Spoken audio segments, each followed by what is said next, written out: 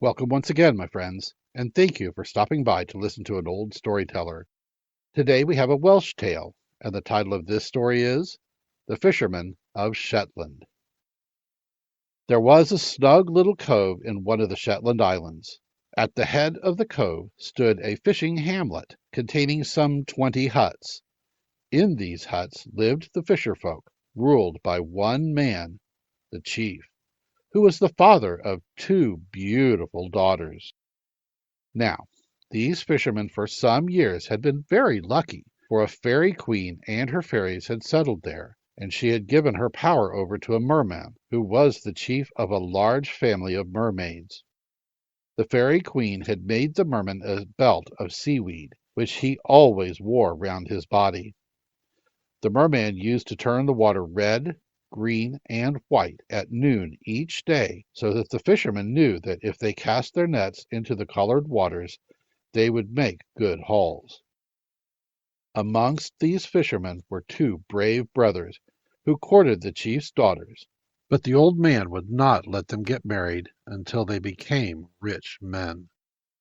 Whenever the fishermen went off in the boats, the mermen were used to sit on a rock and watch them fishing. Close by the hamlet was a great wood, in which lived a wicked old witch and a dwarf. Now, this witch wished to get possession of the merman's belt, and so gain the fairy's power. Telling her scheme to the dwarf, she said to him, "Now, you must trap the merman when he is sitting on the rocks watching the fishing fleet.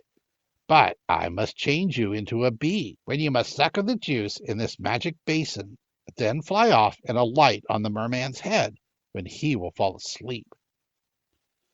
So the dwarf agreed, and it happened as she had said, and the merman fell asleep, and the dwarf stole the belt and brought it to the witch. "Now you must wear the belt," said the witch to the dwarf, "and you will have the power, and the fairy will lose her power." They then translated the sleeping merman to the forest and laid him before the hut, when the witch got a copper vessel, saying, "We must bury him in this." Then she got the magic pot and told the dwarf to take a ladleful of the fluid in the pot and pour it over the merman, which he did, and immediately the merman turned into smoke that settled in the copper vessel. Then they sealed the copper vessel tightly. "Now take this vessel and heave it into the sea 50 miles from the land," said the witch, and the dwarf did as he was bid. "Now we'll starve those old fishermen out this winter," said the witch, and it happened as she had said. They could catch nothing. In the spring the fairy queen came to one of the young fishermen who was courting one of the chief's daughters, and said, "You must venture for the sake of your love, and for the lives of the fishermen, or you will all starve. But I will be with you. Will you run the risk?" "I will," said the brave fisherman. "Well, the dwarf has got my belt. He stole it from the merman, and so I have lost power over the world for 12 months and a day. But if you get back the belt, I can settle the witch. If not, you will all starve and catch no fish." So the bold fisherman agreed to try. "Now I must transform you into a bear, and you'll have to watch the witch and the dwarf, and take your chance of getting the belt. And you must watch where he hides his treasure, for he is using the belt as a means to get gold, which he hides in a cave." And so the sailor was turned into a bear, and he went to the wood and watched the dwarf, and saw that he had hid his treasure in a cave in some crags. The bear had been given the power of making himself invisible, by sitting on his haunches and rubbing his ears with his paws. One night, when it was very boisterous, the bear felt like going to see his sweetheart. So he went and knocked at the door. The girl opened the door and shrieked when she saw the bear. "Oh, let him in," said her old mother. So the bear came in and asked for shelter from the storm, for he could speak. And he went and sat by the fire, and asked his sweetheart to brush the snow from his coat, which she did. "I won't do you any harm," he said. "Let me sleep by the fire." He came again the next night, and they gave him some gruel, and played with him, for he was just like a dog. So he came every night until the springtime, when, one morning, as he was going away, he said, "You mustn't expect me any more.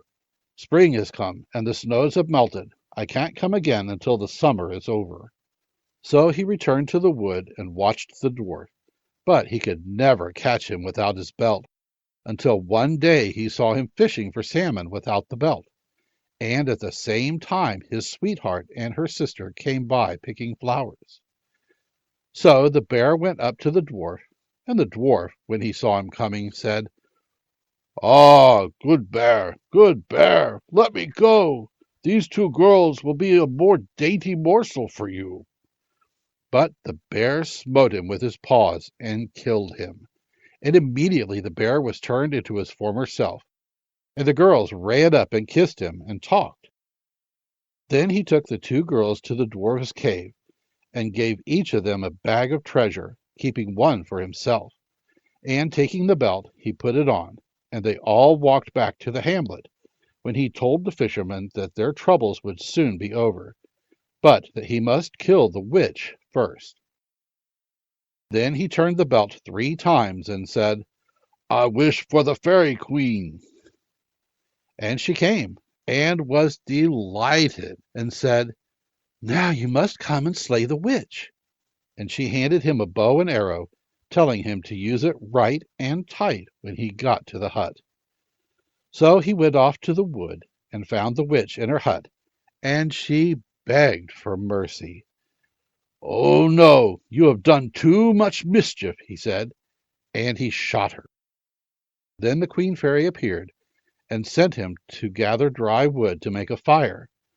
When the fire was made, she sent him to fetch the witch's wand, which she cast into the flames, saying, "Now, mark my word, all the devils of hell will be here."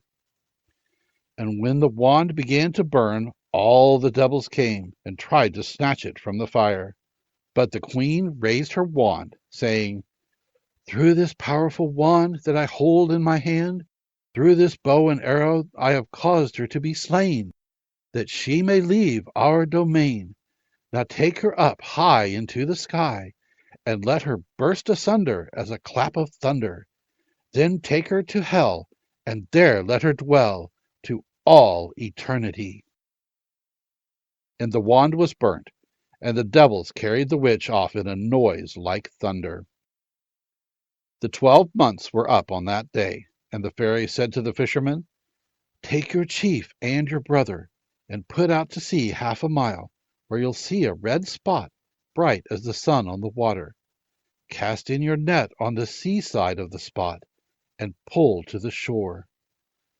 They did as the queen commanded, and when they pulled the net on the shore, they found the copper vessel. "Now open it," said the queen to the fisherman with the belt, "but cover your belt with your coat first."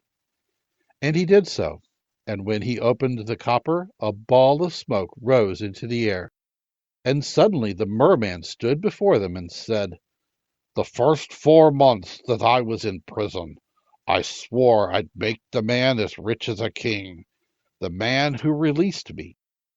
But there was no release, no release, no release. The second 4 months that I was in prison, I swore I'd make the water run red. But there was no release, no release, no release. The last 4 months that I was in prison, I swore in my wrath I'd take my deliverer's life, whoever he might be." Whereupon the fisherman opened his coat and showed him the belt. Then the merman immediately cooled down and said, "Oh, that's how I came into this trouble." Then he asked the fisherman with the belt what had happened, and he told him the whole story.